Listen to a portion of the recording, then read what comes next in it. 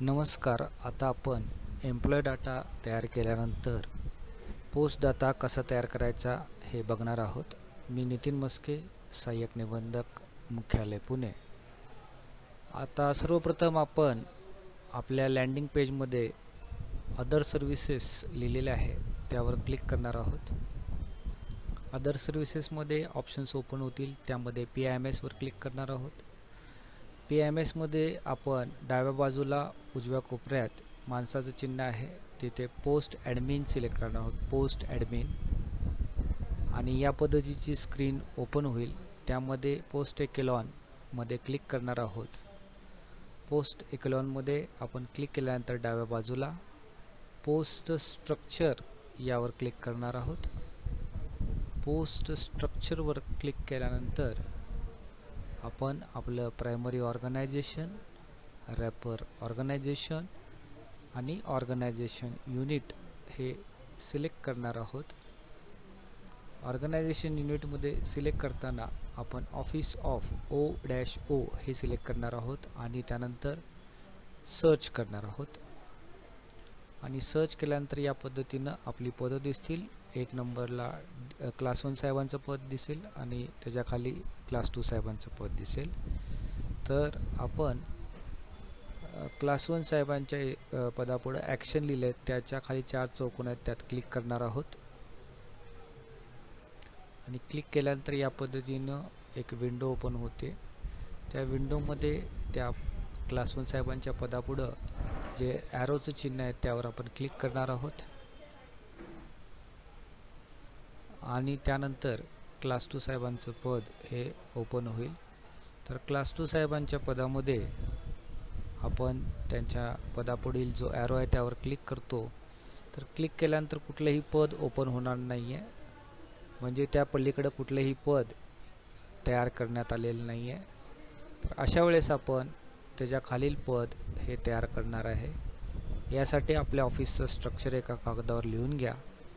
म्हणजे सर्वोच्च पदापासून सर्वात म्हणजे ज्युनियर क्लार्क पदापर्यंत ज्या पद्धतीनं हे पद आहेत ते बनवून घ्या. त्यानंतर पुढचं पद आपण तयार करतोय, त्यासाठी आपण त्या पदाच्या समोर क्रिएट चाइल्ड पोस्टमध्ये जाणार आहोत आणि क्रिएट चाइल्ड पोस्ट क्लिक करणार आहोत. क्रिएट चाइल्ड पोस्ट क्लिक केल्यानंतर आता आपण ऑफिस सुपरिटेंडेंट यांचं पद किंवा क्लास 2च्या खाली जे पद आहे ते आपण सिलेक्ट करणार आहोत. ऑफिस सुपरिटेंडेंटचं स्पेलिंग आपण बघून घेणार आहोत. एक चुकीच्या स्पेलिंगचं पद तिथं आहे, ते आपण घेणार नाहीत. जे बरोबर स्पेलिंगचं पद आहे तेच आपण घेणार आहोत. तर आता आपण ऑफिस सुपरिटेंडेंट, कारण क्लास 2 नंतर OS हे पद असतं आपल्याकडे, तो OS हे पद तयार करून घेणार आहोत. आणि त्यानंतर पोस्ट रँकमध्ये आपण डिफॉल्ट असं घेणार आहोत.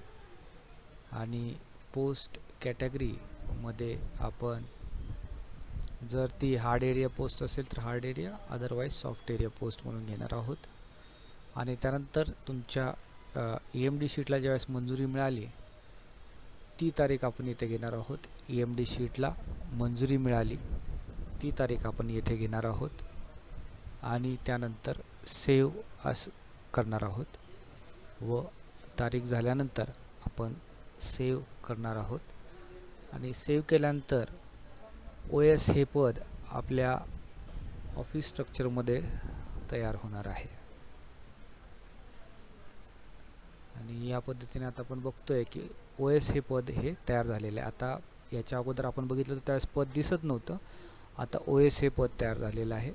तर आपल्या ऑफिसमध्ये ज्या पद्धतीचे फायलिंग रिपोर्टिंग आहे त्या पदाच्या खाली चाइल्ड पोस्ट क्रिएट करून आपण आपल्या ऑफिसचं सर्व पोस्ट क्रिएट करून घेणार आहोत. एम्प्लॉई डाटा क्रिएट झालेला आहे, आता आपण पोस्ट क्रिएट करत आहोत. तर या पद्धतीनं पुन्हा OSच्या खाली जे OSला रिपोर्टिंग करतात किंवा OSला च्या अंडर जी पद आहेत ती या पद्धतीने घेणार आहोत. जर क्लास 2च्या खाली पद असतील तर क्लास 2ला आपण चाइल्ड पोस्ट क्रिएट करणार आहोत. OSच्या खाली पद असतील तर OSला चाइल्ड पोस्ट क्रिएट करणार असू. आणि काही पदं डायरेक्ट DDR साहेबांना रिपोर्ट करत असतील तर DDR साहेबांच्या अंडर काही आपण चाइल्ड पोस्ट क्रिएट करणार आहोत. म्हणजे ज्या पदाच्या खाली आपल्याला इतर पद निर्माण करायचे आहेत त्या पदाला आपण चाइल्ड पोस्ट क्रिएट करणार आहोत. या ठिकाणी पुन्हा आपण आता हेड क्लार्कचं पद तयार करतोय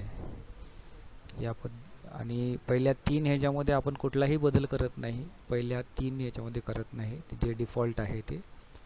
आणि आता आपण हेड क्लार्कचं पद घेतोय. हेड क्लार्क आपण टाईप केलेलं आहे.